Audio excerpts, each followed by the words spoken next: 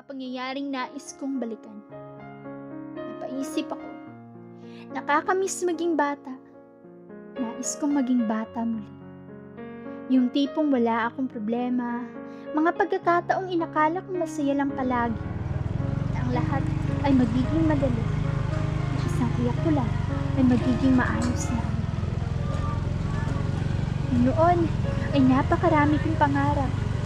Ngayon, hindi ko na alam kung ano ba talagang gusto ko. Hindi ko akalain ganito pala kalupit ang mundo. Hindi pala sapat na gusto mo lang ang isang bagay. Kung may gusto ka, kailangan mo yung panindigan. Kailangan mo magsakripisyo at iisin lahat ng hirap. Akala ko talaga masarap ang buhay pag isang tao'y tumatanda. Sa isip ko noon ay pag nasa tamang edad na ako, wala nang kukurot, wala nang papalo sa akin. Hindi ko inakalang sa paglaki ko ay sobra pa sa kurot at palo ang kailangan kong tiisin. Alam ko lang, sana'y hindi ako nagmadali, sana'y sinulit ko ang mga oras na nakakapaglaro ako kahit kailan ko man nais.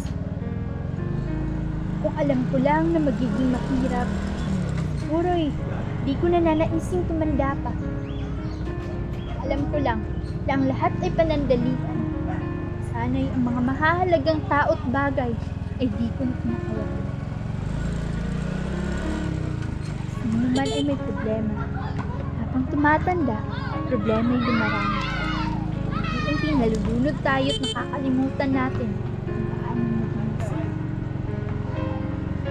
Kung maibabalik ko lang ang panahon, sisiguraduhin kong susulitin ko ang bawat pagkakataon. Hindi ko patatapusin ang araw kung hindi ako nakakapaglaro. Mas ko muling maramdaman ang mahal ng mundo at matulog na walang iniisip ng kahit ano. Sana'y kasabay na malakas na pagbuhos ng ulan ang naipalabas ko rin ang lahat ng aking mga hinagpis sa pamamagitan ng pagpapakawala ng mga luhang matagal ko nang pinipigilan. Kung ang ulan man ay titilan, kasabay nito ay makita ko ang daan tungo sa masayang kahapon.